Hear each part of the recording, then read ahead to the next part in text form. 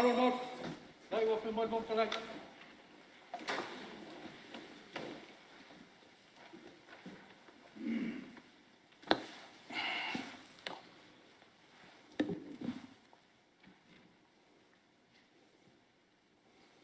Tato talo. Lea tua mama nae lo mātou ta mae whawawau. O e lava o lea tua o le nei Palemene.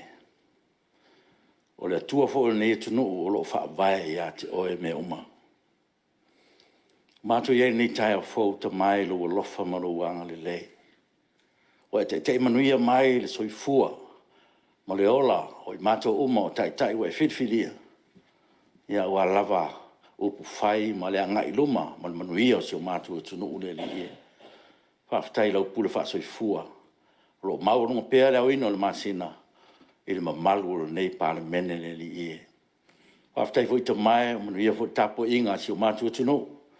Ma i lava le au mamalu o le malo se o lava i se o au pito i tete. Vi ia lava lau o fio i mea umalo mātua ta mai. Whaftai lo fisoa ni mai ma lo whatasi mai. Ia mesi al whaatino ina o nisi o mātou tiute. Ia le lava e auri tia me uma. I lo o lofa ma lo wanga le lei le li ie. So ni mai, ne yaso ma le mātou wha me moe. Fono usu o lo tuno. So ni mai. Wha ato toa mai e lau fio lo mātou le ato toa le li ie. Ne ia whapena na whai e pero mātou tiute. Ia wa lava le lufi lufina upu. O walawa se manuia o se o mātua tunu mo atai au le li e. Wha manuia tapo inga se o mātua tunu. Mai lava i maunga tele se o lava i se o pito i titi. Wha manuia fo tapo inga. A so se kalesia ke siano lo tapo ia le nei mau te fono ma le tunu. Ia mana pia le lato fe au ma le lato ngā ruenga le li e. Wha manuia fo i wha urulunga o mta ngā ruenga. Wa fo e lato ngā ruenga whai ma tu te whai. Ia ua lava le manuia o se o mātua tunu le li ie. O ai o whanau noa, lau wala aupa ia lo mātua te mai ne aso, mātua talo ia wha maise le nganga o lau fio ie o whanau noa lo mātua te mai. Wha mangalo lau Palemene o a fo in le ato toi o ruma te mai. Wha pale maia, mai e wha mangalo ina lau Palemene. E ala lava ia Jesu Keriso lo mātua li imo lo mātua whaola. Amene.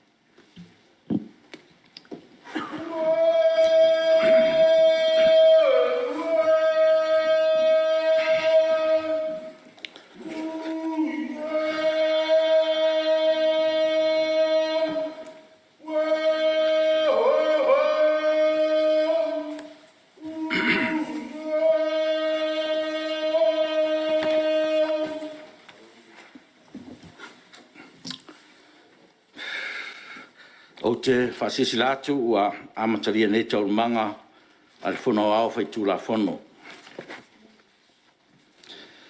E eire tatununga a whati upu o le tui whau o Samoa malona tian whau o na whapea lea.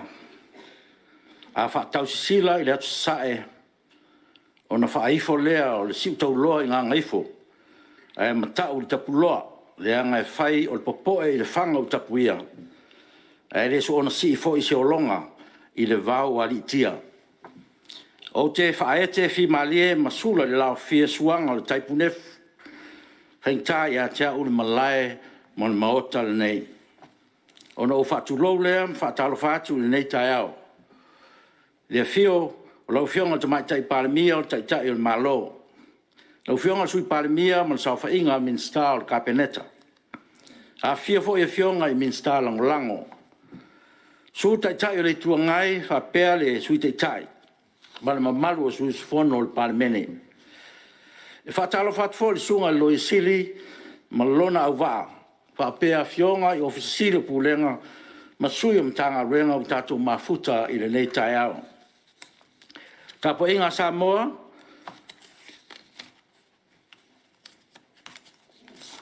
E le whangaroina fo le tapo inga le ama malu, o le malo malana masiofo. Le suito fia malona wharatua. Pa ia maurunga i tutino fi whaatau ngai o le whainga malo. Le tapo inga Samoa, wa ainga malatu tama, tama mo latu ainga, le usonga tu mua mapule, i tu au malataua, ainga le tai ma le vao fonti. E ofo lofa atu, whataro whatu fo i tapo inga al motusa, i le fio kovana ma lutena kovana, Presidente ma le maota maulunga, fonfitalai ma le maota sui, le whamsino sili ma le whamsinonga. O pa ia uasua ma le waifanua, o fō mai tūlangi, sa ole ma sale au mua ma le launiun sai lua, le la auna ma tasi, mwhaatui o le motu, le whale ula tawa itu ma le whale ula tau tangata, ma upu le manua tele. E whamatua le tuu le ainga sa le vi, au auna whauina le atua, o lo lato tau asu, le ipu vai o le ola, i so se whata whai tau langa, i to tono le atunu. E mai se so sa moa mai moa mwhaafonga mai, so se tafa le neila o langi. O leo atua usu le na aloa, na ua ngase pule ai ola toa, i le alofa ma le anga le leifa aliali o le tato watua. O mawhai ai o le tato sirwha i le nei tai au matango fie. Foi pe ia le vi inga i le atua, ina uia tatala le nei aso fau, o wha manuyanga mo le tato wala wina. O le melea, o te ofo lofa atu ai, o wha talo fatu le nei foi tai au fau. Ma lo so i fua manuia, ma lo le langi mama.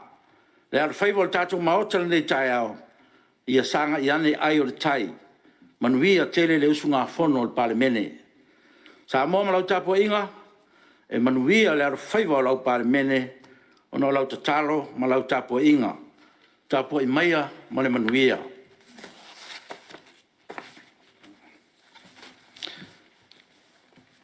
Isi fasi silanga al fong talai.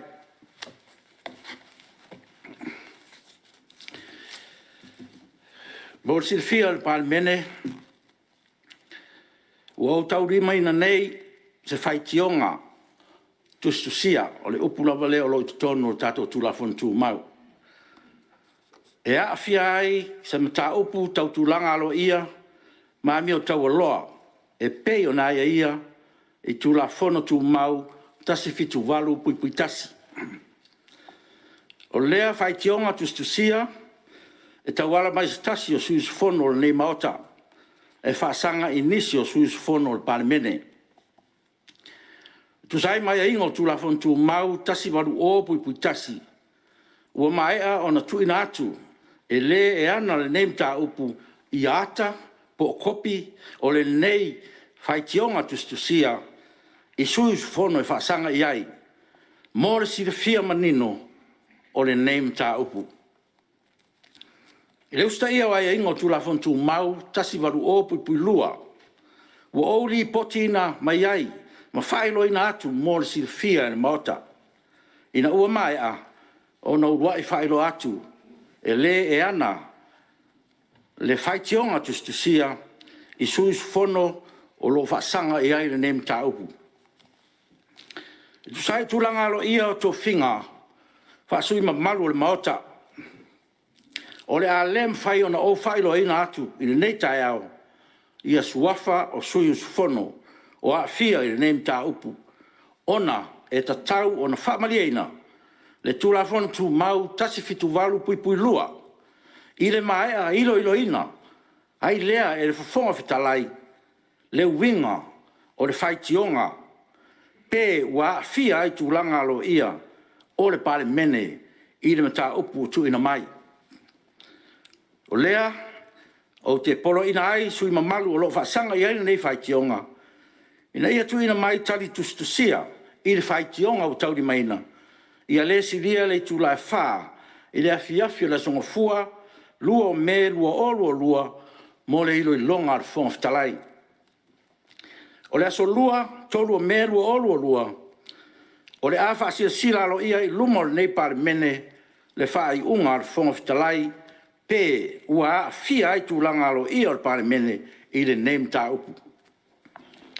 O te whasi sila atu fo il pa i o Palemene, o le a lem fai o na tala noina, pe whaari eise fina ngalo sa suis fono, o na sei maea, o na whamari ina mana o nga wha tūla fono tū mau, tasi fitu walu, pui pui lua.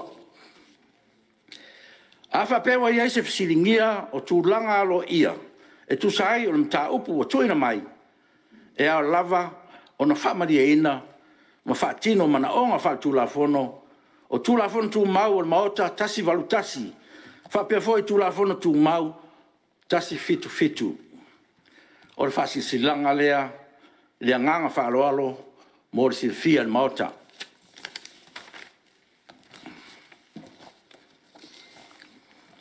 Tui nātou pepa. Mua, pepa le Palemene lua felu sultasi, lua felu sfulua, numero 5 sfulmalawalu. Li poti fal tausanga le pulengo ma le valile sa moa. Mo le tausanga fal tupe lua felu sfulu, lua felu sfulmaltasi. Lua, pepa le Palemene lua felu sultasi, lua felu sfulua, numero 5 sfulmalaiva. Li poti fal tausanga le pulengo tine i mum, fa avalave tu fa fosei sa moa. Mo le tausanga fal tupe lua felu sfulu, lua felu sfulmaltasi. Tolu, pepa le Palemene lua felu sfultasi, lua felu sfulua, numero 1 sfulu. Li poti fal tausanga le official commission whainga palota. Mo le tausanga fal tupe lua felu sfulu, lua felu sfultasi. Fa, pepa le Palemene lua felu sfultasi, lua felu sfulua, numero 1 sfulmaltasi. Li poti mo whainga palota la iti lua felu sfultasi. Ale official o le commission whainga palota. Ma le 5, pepa le Palemene lua felu sultasi, lua felu sfulua, numero 1 sfulmalua. Li poti fal tausanga al fala putonga insiua, tau soifua sa moa, lua felu sfulu, lua felu sultasi, ma le fala lolo lo fiong. Ngā ruenga o le aso tau malo, whai tauina tulafono tau whaofi. Tulafono tau whaofi o tau teunga o tulafono sootanga, vale leo leipa, ma ngā ruenga lua o lua, whai taunga whaalua. Mō si fia maota, o tulafono tau whaofi le nei, sa whaatino ina lon whai taunga mua, i le aso lua sfuruono Aperila, lua lua. O ta pa ma whaalalo whianga mista tanga ruenga pisnisi ala manuia ma leipa, ona po le atino o Wayne so iaro.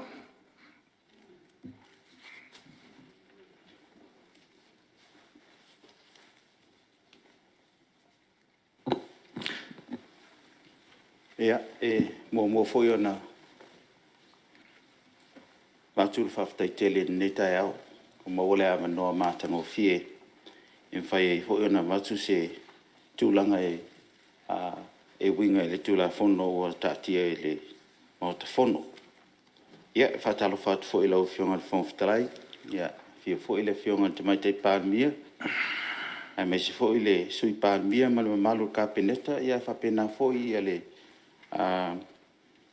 mista lango. Ia e whawhiroa i fo i le whionga i le tūle epa, ia o le whionga i le taitai o le tuangai, ia me se fo i le sui taitai, ia malu fo i o le whionga i le whaipule. Lau whionga le whongwhtarai, au te tūla e whaatūle lafo.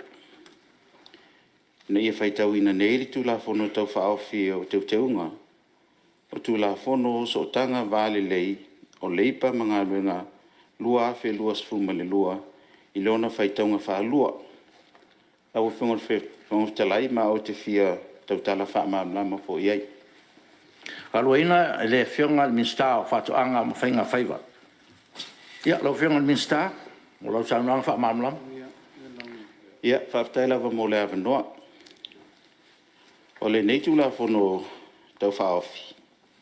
Peon sila fia le maota, ia ua lewa o na fōfō mailo na au mainga i tonu o le tātou tūla whono nei, na amatalia me tau sanga e lua fesifu malavalu. O le nei tūla whono tau whaofi e lima taitaina e le whawhainga luna inga o tangata pisinisi ma company, whalapa tonga tu maoti, whapea e ma whalapa tonga tu maoti al maro. Mōr sila fia, sa whaatino tūlanga māsani e peo an whātata noina.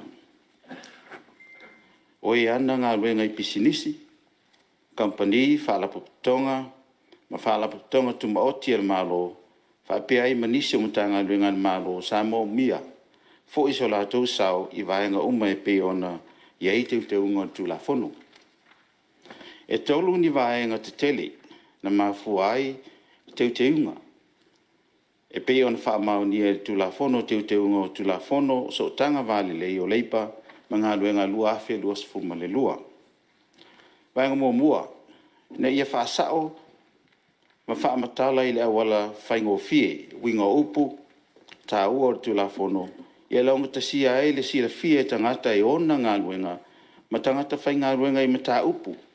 E au fia i tu unga, ma ia inga o ngā luenga. Lua, whaalelei o so ta inga, e awala tuai tula fono tau wha o fio te unga. O so tanga waalelei o leipa ma ngā luenga lua afe lua sfuma le lua.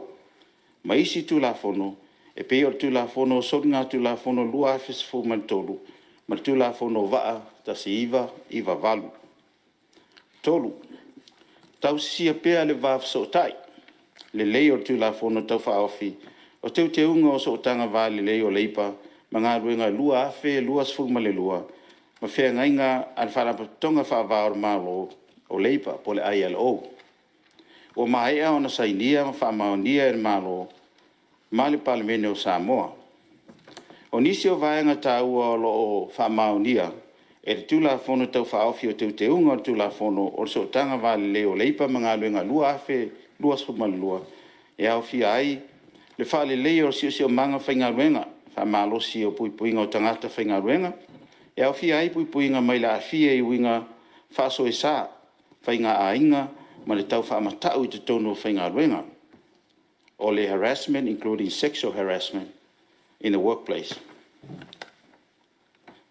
Malosianga o fisa siasi o mtanga ruenga, e whaamalosia vaenga uma, o te tula fono e au fia eritu ina atu o whaasalanga po penalty notices. I tu sai mai e inga o tā ua i lalo tula fono whatun tonu. Ai e inga mo le ilo ina o te tongi au pito mawa lalo po le minimum wage. I le tailua tau sanga matoe whatan noina. A whape whaamaunia ma pasia le nei tula fono tau whaofi.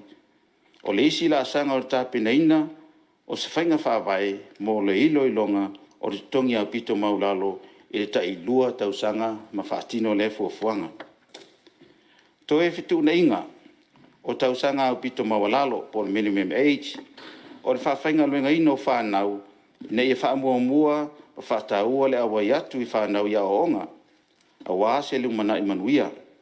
Ai maise le malu pui pui o whanau i tono whale whainga luenga ma ia aua ne i whawhainga luenga ina ini ngā luenga e ona la mati airo lato so i fua malo loinga ma le saunga le mu. Ia whaamauti noa taulumanga mo kongkalate whainga luenga a meise whaamutaina e au fia ila asanga pe au o na vaea le au whainga luenga ona o se mafuanga te tau. I lona o te lenga lau whiunga whongoftalai o le nganga o nei te unga ina ia so tai le lei tu la fono so tanga vale lei o leipa ma ngā luenga maisi tu la fono whaare malo ma ia manino ma launga tasia mala mala mai tangata whainga luenga, ma lātou e ana ngā luenga. Ia lau whiunga whongoftalai, ma le malu al Palemene, mōr sila fia, a maea ona whaamaunia le neitu la fono tau whaofi, ona a mata ngā lulue leo le mata ngā luenga tā pena tu la fono whaatun tonu, pei on masani ai, ma nisi fo i o whainga whaavai, ma ta iala, ina ia manino, ma mai o io tu langa uma, ina ia tau sia vaenga uma o le neitu la fono. Ia au fia ai le whaatino ina, whaalau iloa, whaatanoanga, ma le malu le au whai nisi, a mese le au whai ngā luenga. Lau whiunga le whongoftalai, ia o le whaamtalanga po le winga i le neitu la fono. Whaftaila wa mo le avanoa. Whamalo sau noa i lau whiunga le minsta. Ua whaafonga fo le maota i lau sau noanga, e whaamanino ma whaamalama ai, whaamoemoenga mai tua o ngā, o le tulafono tau whaofi, malo tā pena. Ia, mo le whangasolonga o le tātua ngā ruenga, ia, o le avanoa le nei, mo sui mamalu, e fia sau noa i le tātua tulafono tau whaofi, mana ngang whaaloa.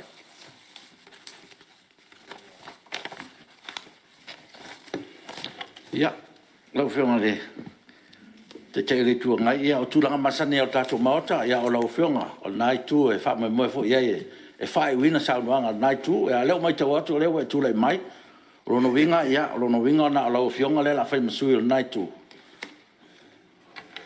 E lau whiunga e whongtulai. E leise vaenga o tātou tūla whono tu mau. o lo e se me fa pena. Ma le teimi sa mato I tuanga ai. Tō whilaua e momolau. Ia, Ia, te tula ia neta o whatalo. Ia, se whae tupe se tala al fo, langa lewa e whapea mai e le masani e mota. Ia, o le winga leo le tūlanga le mota, tātou te whalo rai.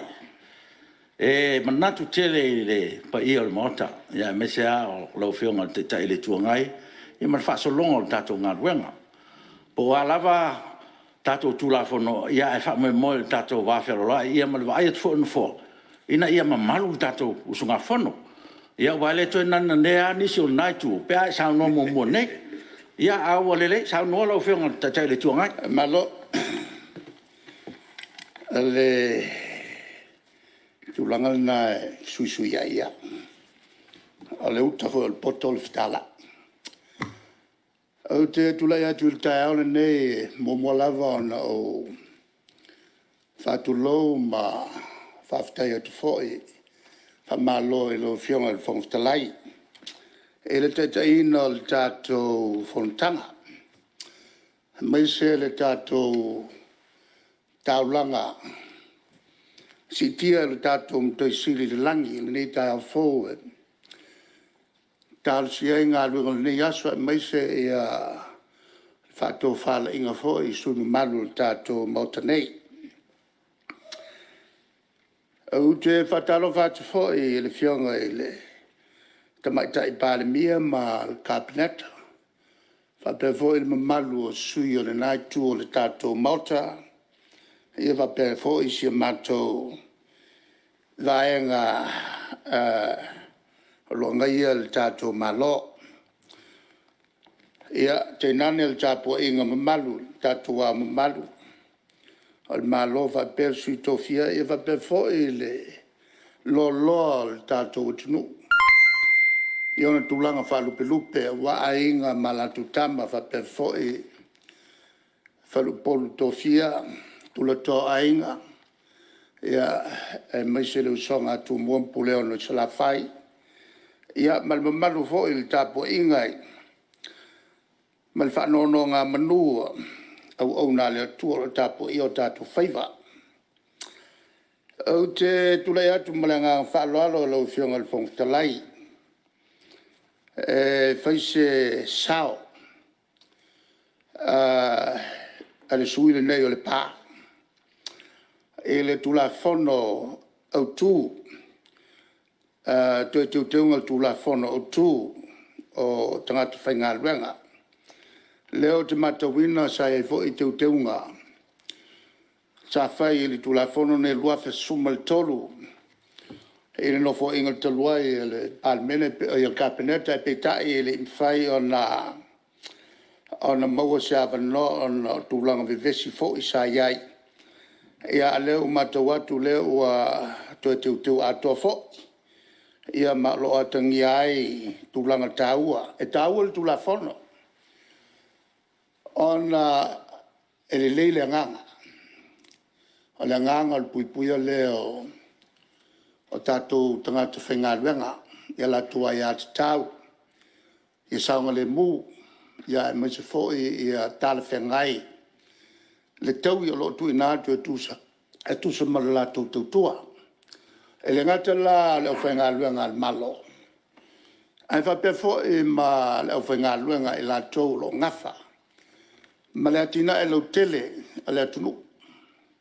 La tau lo whaia, le whaiva, le atiae o le atunu, e whanongango, ia e le malo. Le ngate ngā luenga o tupe maua, mo le whatinoina o ngā luenga le malo I la whonga, mai a la tau pisinisi. E le leila le nganga lau e whionga e le Fonotaga. O le foi ua te oto le whamaramanga. Tau tele sa tātou whetuwha ia e le pre-sitting a le Palemene nei. O le urua e whelo inga lea a le Palemene ta maramala mai tu la fono. Mo tele ala i le maramalama. Iaina I vaenga whatupu manat. Whaanga iai le tātou tau au whianga. i le tai au le nei. Le o whalongo atu wanga I mai ia le wha maninonga e le Minsta. Sa iai ni whilo inga malato fo I ole. O sui ole o fai business. Ma sui ole o fai ngā luenga e le ngato o fai ngā luenga al malo. Ai fa pe fo I ma o fai ngā luenga po whala po tonga ai lato I tua. E tele me ia o te tiltilo atu. Il tu la fono mtua fiai ia atinae. I meane I o tangata whenga luenga. Na o le whafsiri. E na o fia uma ia company whapefo I ma lato o tsui o whenga luenga. Lenga te le malo I soala upulenga. Nga tau tele le mele nei o le soala upule. O se vaenga tau ai lalo o whasino manga o whenga malo le lei. Ia manino tu la fono tātou te whaia. Good governance principles of transparency and accountability for before in consultation ia lava. Ia lava ia whiutunga ina. Wa a whale tonu tunga te whainga luenga. Whale tonu ia tina wa whaina tupe mau al malo. Whatino ai ia tātou ngā luenga. Vainga tau tele ia. Si mau mai ai sina toi whapulanga. Le Minsta le tele lo tu la fono lo fionga le Minsta. Le vo e toi mawatu. I fui lava noa e wha ato toa tile nisi mea pea o atu o ile komiti o tu la fono. O le manatu, whatupu manatu lona lua. Lo mai lalo foi upu tolu tu la fono. Le foi sa anga pua ia il sa no ngal Minsta. O le ua fa au fia I masaila. O lo ngā lue vai fa foi lato ia I lato con kalate. Le ua fa au fia o tu ia tonu o tu la fono le nei. Pa wale mea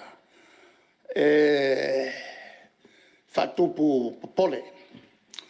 Ona iei ngā luenga o whafoi lalo tu la fono. A tunu ele stalai ia vane. E ono whtotoa I la maltato tu la fono. Se toi sila iai e Minsta e fia mau mai ai se whamarumanga. Whatupu manatu foi upu family lima. Family lima e ngai tonua e le tofingo sui le fono ao whatawhatolu ma le veseo sui whamaunia e le kapeneta. O le vangol tu la fono le wavese. Wavese le whamaunia e le ao le malo. O se puinga whapopolea sa iai. Tato tu la fono uma mai. Tanu mai tuto tasi le tato tino. Ina e maua se... Ina e whamaunia le malo I lunga o le whautuanga le kapeneta. Ai o le taua o le whaofia I o leo le malo. E whaofia leo le malo I le whamauninga o lesi lea puinga whapopo. O le ase mea la loa I le vainga le kapeneta. Ai ono pu e mai e leo le malo. Ona mo foilo le avanoa. E whailua ia e peo na au mai lalo o tu la fono whawai. E whetuwha ia e le meingo I le fono whatono. E ono wala au e le ao le malo pe wala au fu e Palemene. Whailua e le mal kapeneta au mai e sana tu o lalo si tosi sila iai. Ia whaia e tutu maul whinangalo o le kapeneta. O le whinangalo o le kapeneta e whawai ai whautuanga e ave I lao le malo. A le lau mo kwa solo ia ese ale to e le whamaunia lea e lao le malo sei ei tu la fono uma te luai. O le mea e ka wai le tulanga lea lau fionga. Leanga leo o vai o tulapa. O tele tiu te o le ao le malo lea e sau lalo le whawai. O leo toi amana ia. E tape o le vala wino le tato fono le nei. Fai tu la fono na o le ao le malo. I lunga o lan silanga polo inga alo ia. E mawhai o na i lalo o whawai. O na wala au le fono au fai tu la fono. Le ala ua solo mai tu langa lea. E ese ai mea sa tātou vese ai le ulu ai fono. Al Palemene in ua uma o na whai ngā palota. O te Fono whautua masani ina, lava. lau whionga le sui mamalu. Fono masani lava. E wala Lau au whionga ene. le sui mamalu, lau whionga te tele tua ngai. Ia o te, vene temi le ve foi ma se, tu e se ua ele launga. Pau au leo te whai te foi, tu langa leo a o ia le saunuanga. Ia o ai na a fia ele ao le malo. Ia manisi mta upu e leo tango fia i tae ao le nei. Me lea lau whionga le. Tai tai le tuangai, ia, ia i le manatu ma whautuanga. Anga i sa o le saunuanga le tula fono e peo na i nei, e le se la unga whalau i tele. Ia, ma le. Mata upu ia o mai leta wai lea o le malo. Tau te ungai ua vese. Ia, anga E i te sa taula o no ia i la upu. anga i sa o ala tula fono O leo le tanga i tamo. tula fono. Ia, au leo fu e E isi tula. tauna e silisila ia i tula fono. Ma o lea te wha malama mai. Le mathwanga.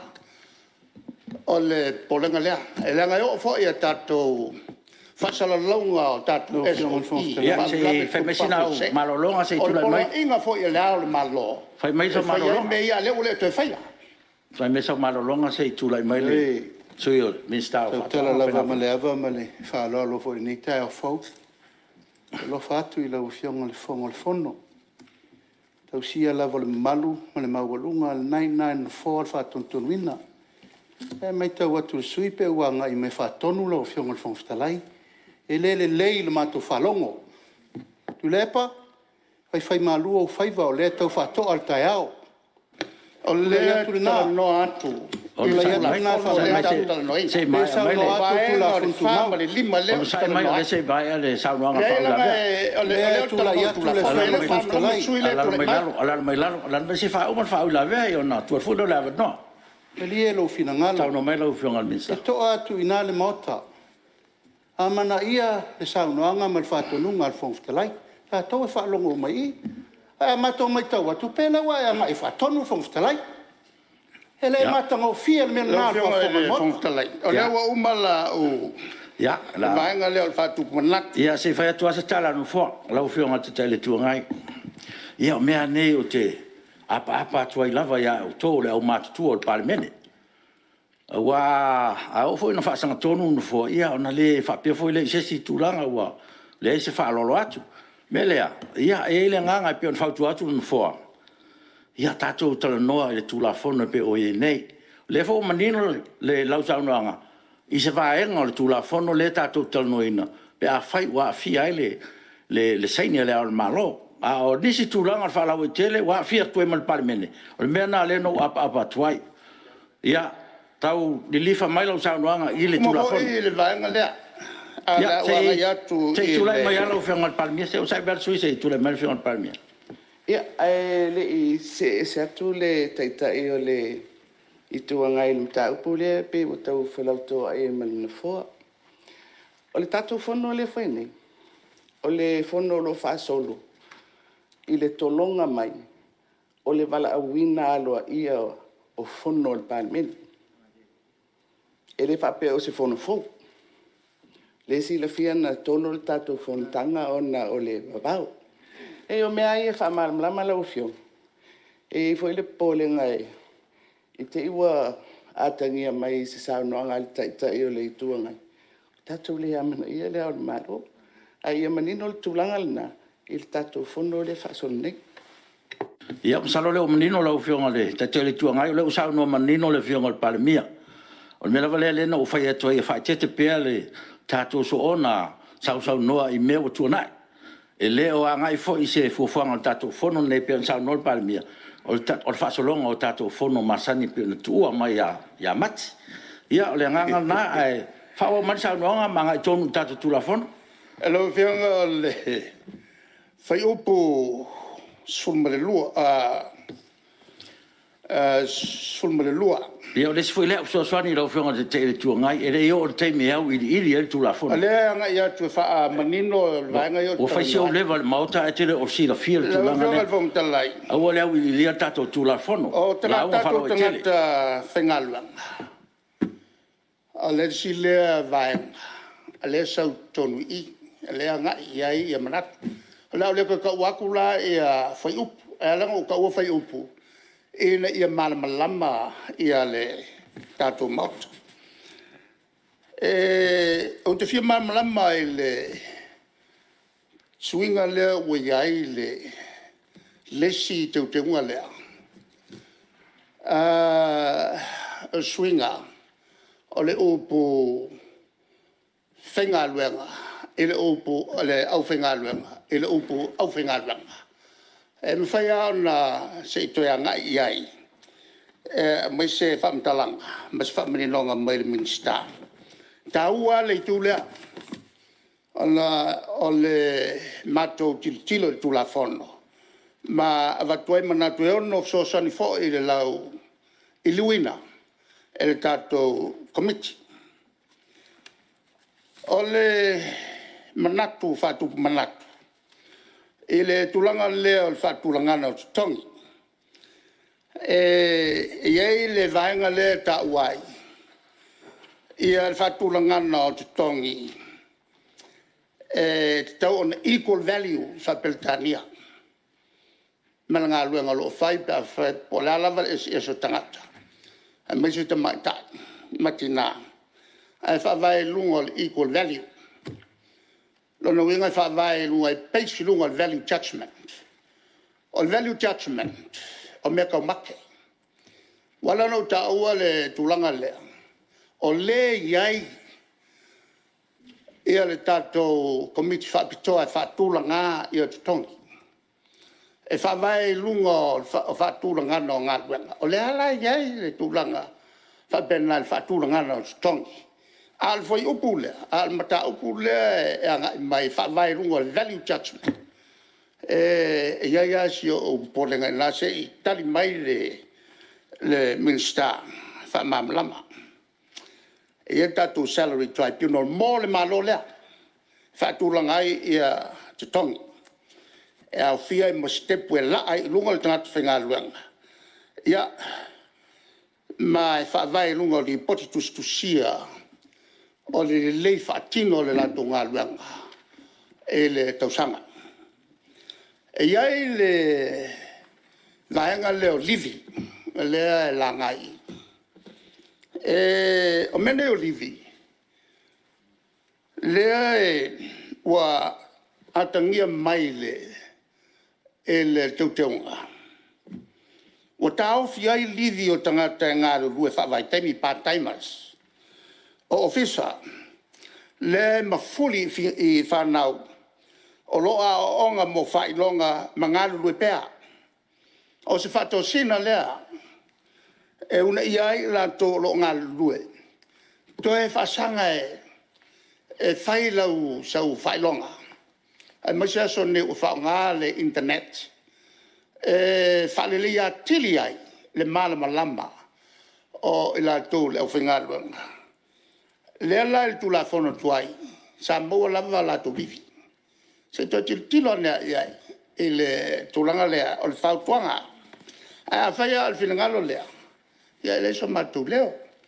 A le ofisa na amatambe le melea. O le ofisa le sa ilalo la vainga. Sa longa ia o il tulanga lea taua. O le ofisa lo ia sili. Ina ia lava lo ia talenia. E tautua le maota le nei. Lo whianga, malvanga murmuri.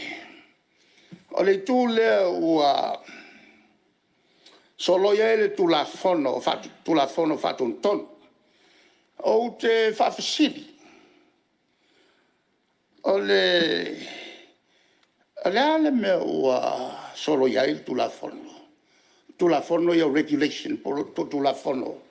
Faton. Ai sa. Ale lo fionga ele fontalai. Ale au mai ele tulafono au tu. Ole o fatino ai simbea. Le au mai tulafono faton. Ala ole ai simbea. Au nga. O le manino. E atu fa e tu enga tu la fono. O lo o fa vai le tato malo. O le tu la fono mo mua maulunga tu la fono fa vai lea. E tu la fono maulunga le fu uma e tu la fono. Tu la fono lono lua. Tu la fono au tu. E le fa lupe o le Principal Act. Fatino ia inga lau te tele o le fatonu mai fa vai. Ma tu la fono lo tolu, tu la fono fa ton o regulations. O le ava non le tu atu kapeneta. E ma fai ai on fai la tu la fono fa ton. Fa fai ngo fiai on fatino la tunga luanga. Whaingata pe a whai e leo mawhai o na whatangai nei lalo o Principal Act. O na se longa e whono le Palemene. O na whato a mawhai lea. A iei taimi e matua mo mia e le kapeneta. Ia whati nonga ngā luenga o na o tūlanga le marfia. Le lai whaava noa e le e tūla whono au tū por Principal Act. Lava noa i le malo, e mawhai ai o na whai ia regulations. Tu la whono whaton ton. E whasosoni ai ao i le teimi. E whono i le Palemene. I on teipulale i o le morme o le o se whautautanga te tautau o tele lea. Whaingofia o le te whasosoni atu i le Palemene ma le kapeneta. Whaingofia ai o na tapa. I le malosi e fatoa mawhai o na avatu il Palemene pe a whai whono il Palemene pe a whai lea o lea e tonu uma mei o le tula whono au tū po le Principal Act lea na lein whai mo meo tula whono whatun ton o le whasosan atu i le malolo tū i le whoe e apa iai mo se whateta inga fo i le taurata mai whaingo fie o na marmalama e tai pei o le mele o le lavo tupen wha te tauina. Le ei lava noe wha o ngai le kapeneta ia tupe fo ia e masani o tau tupe le whatangina e mei muli. O se tua lalo manatu whatu manatu. Ia male vaingalo na wha. O mo meo rules tu la fono whasinala. E whai tu enga tu la whono ia e whafoe el tatu malo. A whai e alu umai lale taofi le tu la whono whatun tonu. Ua no tia saurutonga el kapeneta. Whatino inga luenga le le. I lunga o le lato pule e whai ai mo meo tu la whono whatun tonu. Lo whionga le whongwhtalai. Pue mai le mātou tutula i atu. O le mātou tutula i atu, i le anganga le lei. I leo se anganga le anga. Ia. O umala o lo sao. Ia, whawhikai. O le sao leo le whaipula o le pā. Malo. Leo o tu atu o te launga whaipula o le pā. Ia, malo sao noa. Ia, o le mea sidi foi leo wa. Wa ngai mai whafo le sao noa ngā le. Fai pule mai le pā. Ia, malo, whawhitai o le fu, whawhongwhong ma le toa, whinga malo. Ia, i le whautuanga o tui le mai. Ia, e mese whai o nisi o whanga solonga o tato tulafono. Ia, i eisa taimi. Ia, tani me foi leo le whinga minsta ma le Palemene ma le kapeneta. Ia, e tuso la le tulanga o e langa. Ia, le avanoa nei mastasi sui. O ia, leo o e atu a so mai le, tai ma sui tai. Ia, lo fionga le, sui tai. Ia, tai lo fionga o talai mo le avanoa. Me anoa maanu me lua. Na tu le ier so atu se mātou I tū nei e. Moli atu nai motu ngā awha I awa hoa nei tū la whono tō teu tau whaofi.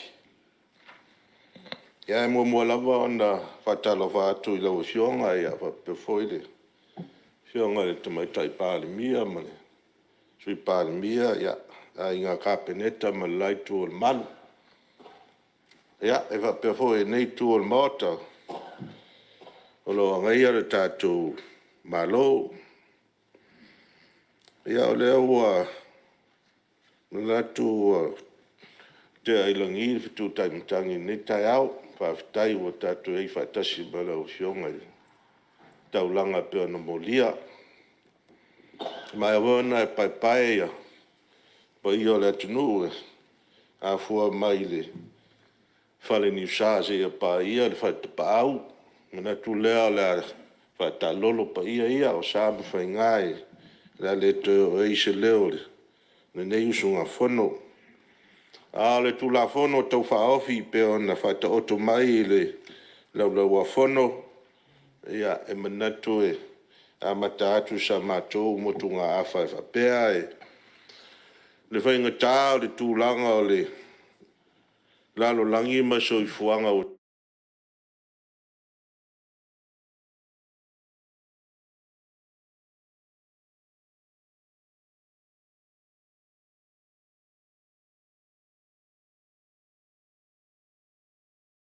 tātou iai le tele o lui tau, whengai ma tātou. Ia meise lava lui tau malo losi ia e lua o le whamai. Peo na sirfia ua. Whengai nei ma le lalolangi ia le ngatai lea. Ia e whapea fwoi suinga o le tau. Wa fia ai ne atunu ia meise fwoi si o tātou atunu lai titi. Manatu la lo sui ia ua su tani mai ai. Nei sa alfa mai. Tūlanga sa masani mai ai. Mai I laula mai tau. Ia o le whatupu la ia pēr suinga fōu. So I fuanga I lea ngai atu le lumana. Ma le tau ale o le neitu la whono I lau ma tau. Ona te tau, ona whausia tātou tū la whono I tala whea ngai ma le taimi o tātou iai. E tau o na tūsia o tātou tūla whono e na e whitau I masuinga o le soifuanga wō mai. O no mafuanga ia o lui.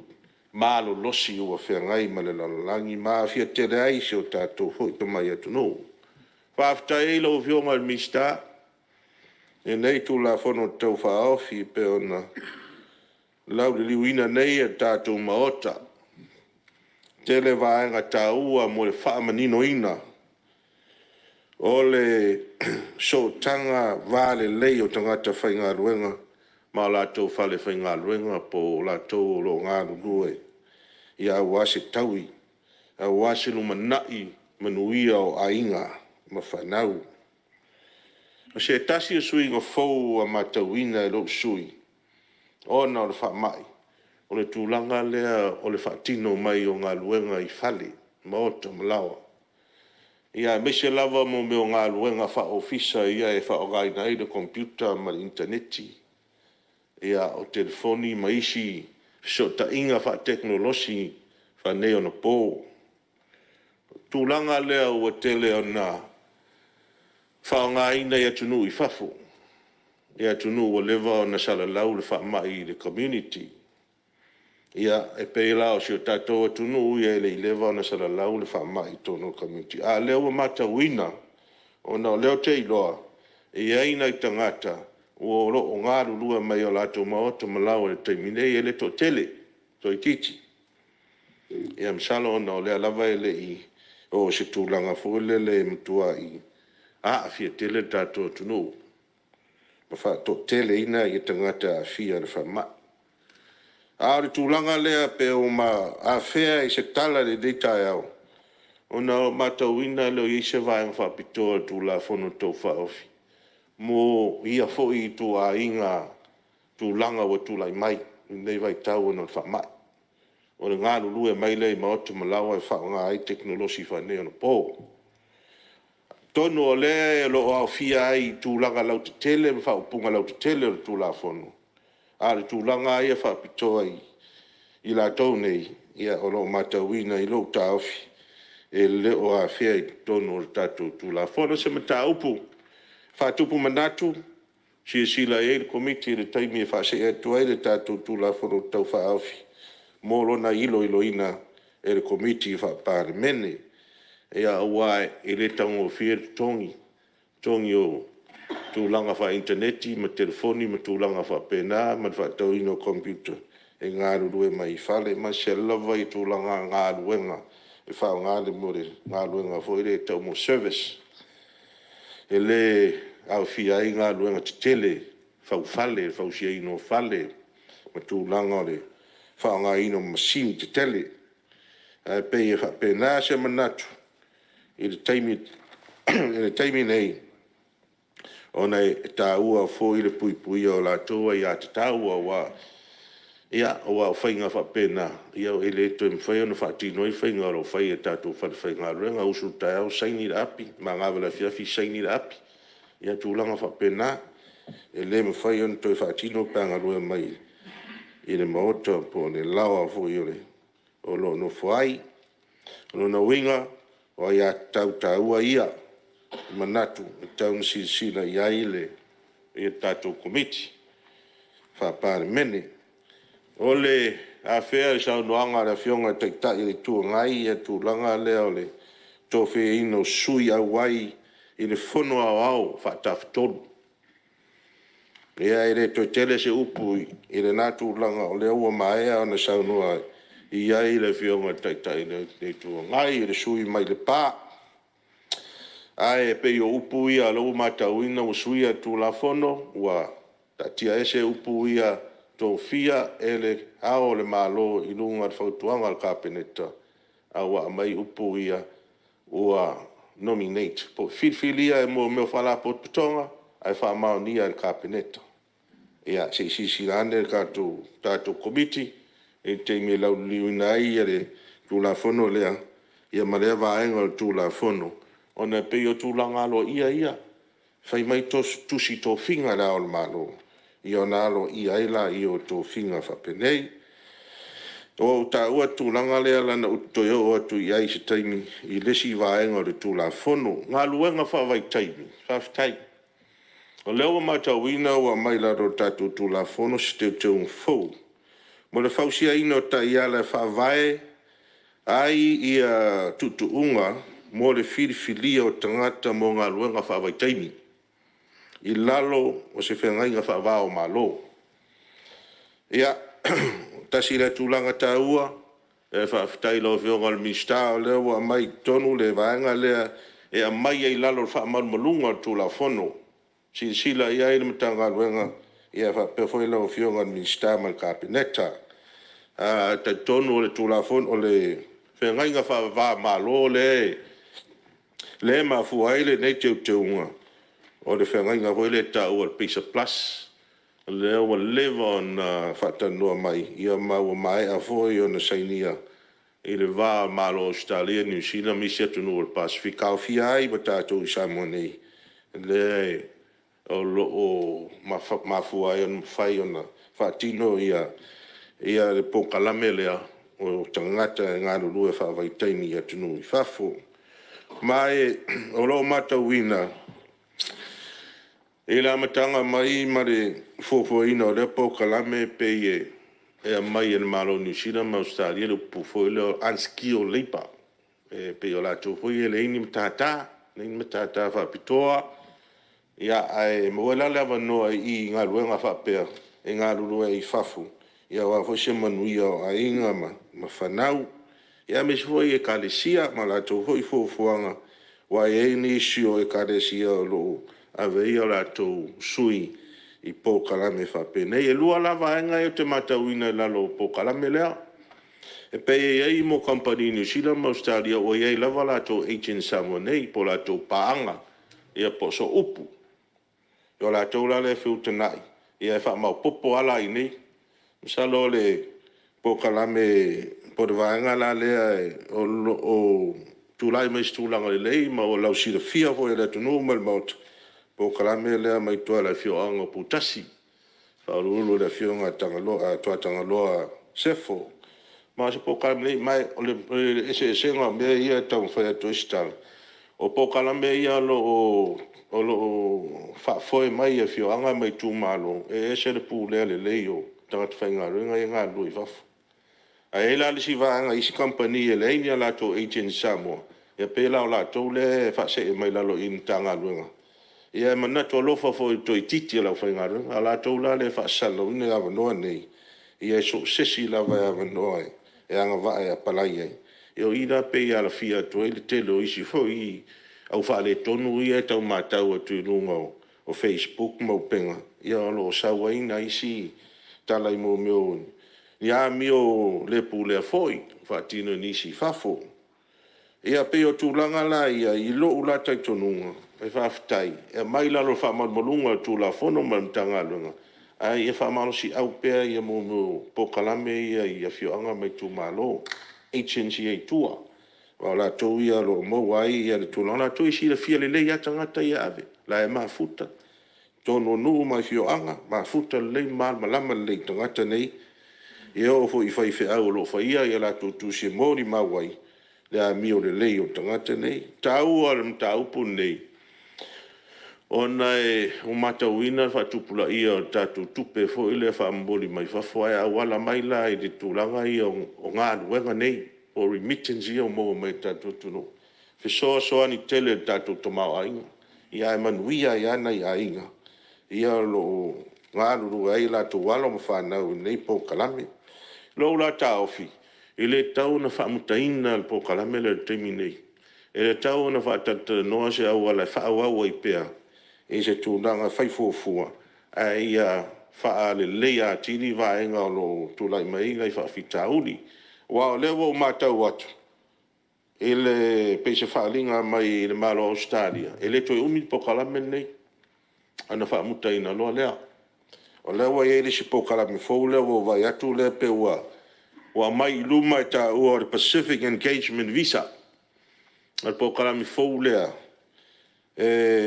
pe tai tusa male tato kota o le anga I New Zealand por po kalame ile fa ile se pe ona silfia pe se po kalame fa penale o manatu Australia la fa se e pe fo ninga me la fa muta po kalame le au piki ta un le fai ngofie pe ole ta o ele tato ta tere to ia pe ole vaenga le se sila la o fionga de minsta ile vaenga le a fai fo se po kalame fo le o fa ta mai ia se tau tu na I te me feuta na inga ina ia se tu langa fa fai ngofie ni isi vaenga ina ia manuia ai o tato tangata ma mau ai ma fa tele ina va noa e malanga to I fafo manga lulu e fafo la o fionga de ele mista ma la o fionga de fun futela ia le o mai e tato tongi mo lalo por minimum wage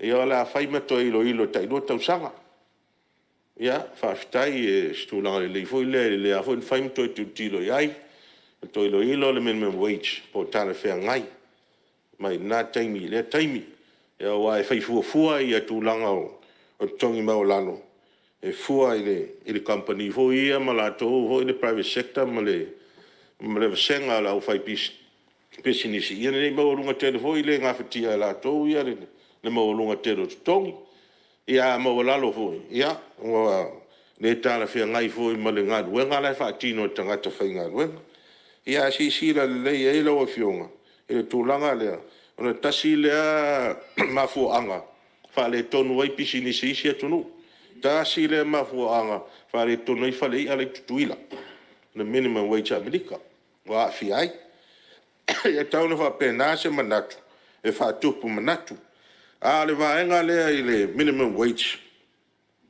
o le fa tu mawina le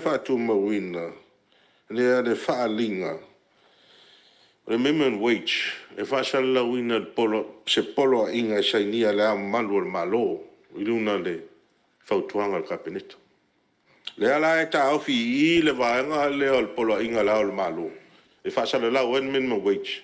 A leo ave ese mai lalo le tōwhia ino sui a wai.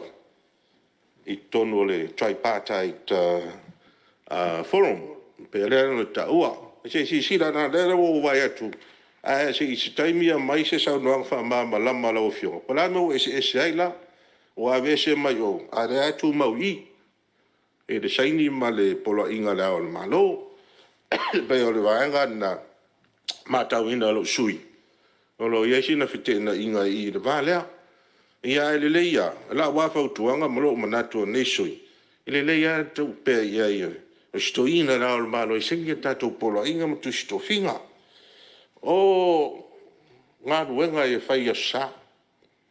Nga dea pe e whoninga mai la o whai tau atu le tu la whonu tau whau. Te tala ngā ruenga I a sa. Se manatu ale nei usunga whonu.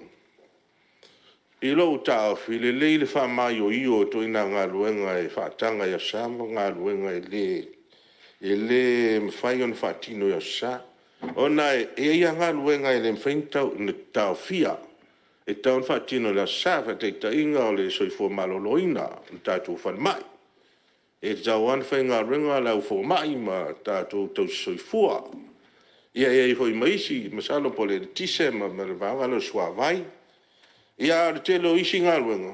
E ro wate tununga tau ni tapu. Wha ma malu pere tatou asa. Pere ni tatou masani mai ai. Aso malo lo wha tau sanga. Ia noua maila wanoa.